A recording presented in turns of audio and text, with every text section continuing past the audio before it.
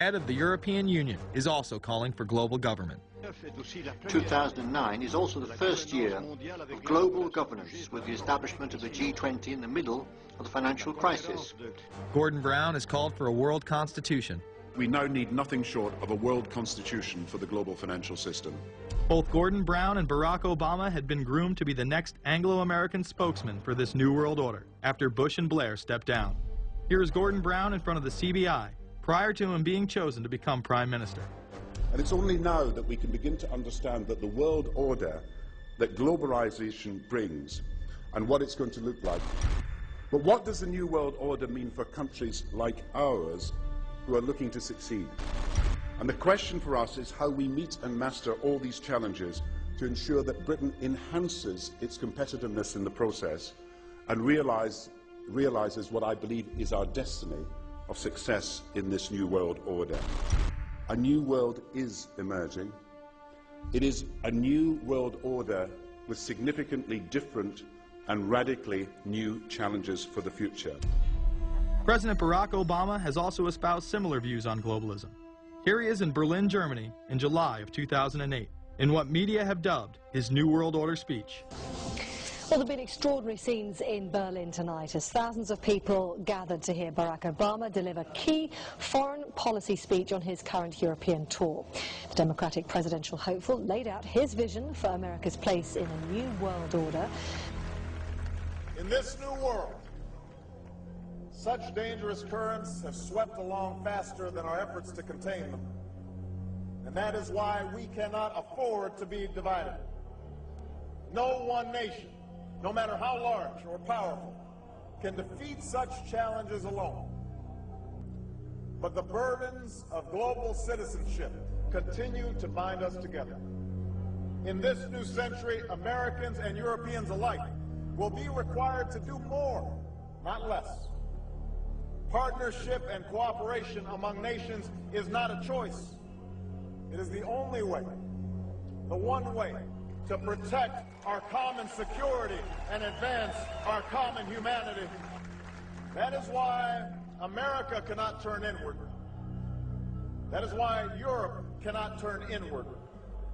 America has no better partner than Europe. Now is the time to build new bridges across the globe as strong as the one that binds us across the Atlantic. Now is the time to join together through constant cooperation and strong institutions and shared sacrifice and a global commitment to progress to meet the challenges of the 21st century. Barack Obama also became the first sitting president to ever become the chair of the Security Council for the United Nations, which only further cites his allegiance to world government. In an era when our destiny is shared, power is no longer a zero-sum game. No one nation can or should try to dominate another nation. No world order that elevates one nation or group of people over another will succeed. No balance of power among nations will hold. The traditional divisions between nations of the South and the North make no sense in an interconnected world. I think his task will be to develop an overall strategy for America in this period when really a new world order can be created. It's a great opportunity.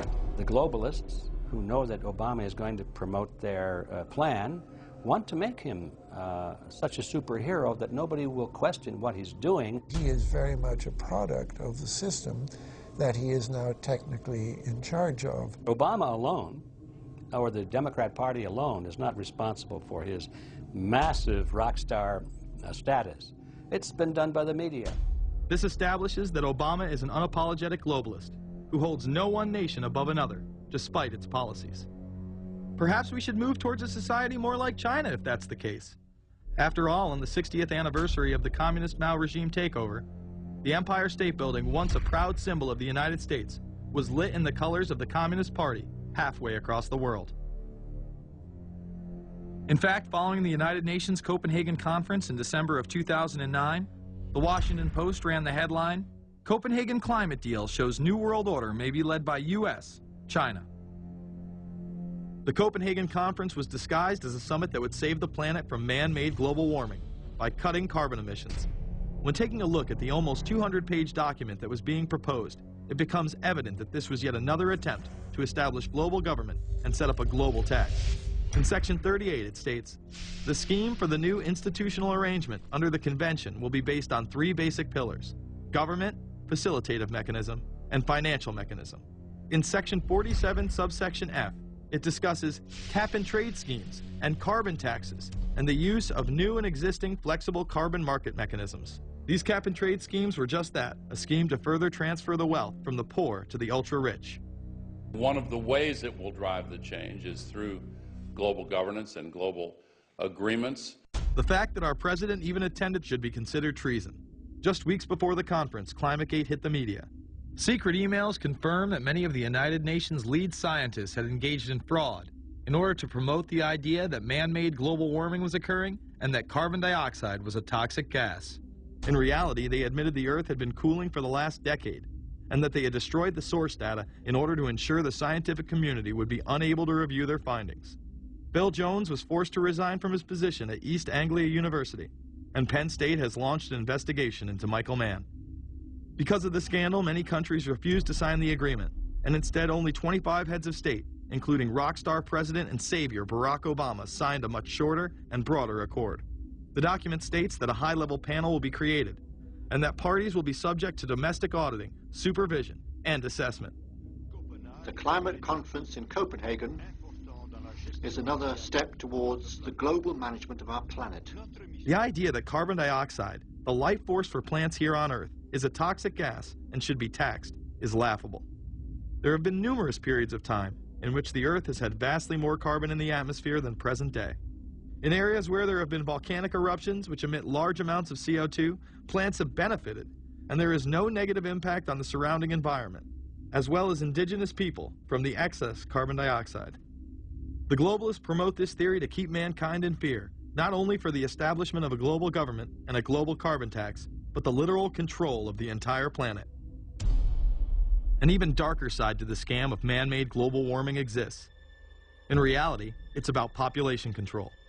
Ted Turner reveals himself here in this interview with Charlie Rose. We've got to stabilize the population. When I was born, there were so what's wrong with the population? I mean, with too many people. That's why we have global warming. We have global warming because too many people are using too much stuff. We've got to stabilize population.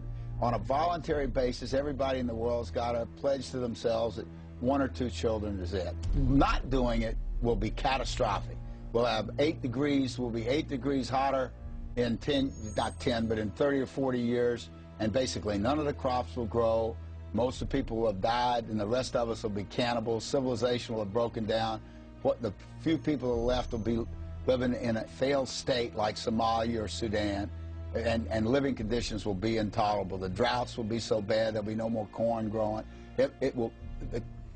Not doing it is suicide. Unbelievably, when Turner met with other globalists, David Rockefeller, Warren Buffett, Bill Gates, Michael Bloomberg, and even Oprah Winfrey to discuss population control, they were portrayed as superheroes. Behind closed doors on this New York campus, a secret gathering of some of the world's most powerful people.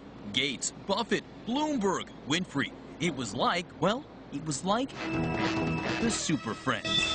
In the great hall of the Justice League, there are assembled the world's 4 greatest heroes. Together with others at the meeting, including George Soros, Ted Turner, David Rockefeller, they're worth more than $125 billion. The new Superman and Wonder Woman, the super rich friends, not fighting bad guys, but fighting for good nonetheless. Would a superhero call for a one-child policy? Would a superhero call for population control? In a recent interview, he claims that 2 billion people would be ideal. That means 4 billion plus must die to accommodate a man who owns more acreage than anyone else on the planet. Let's not forget that Ted Turner is the president of the United Nations Foundation. There are countless examples of how we are being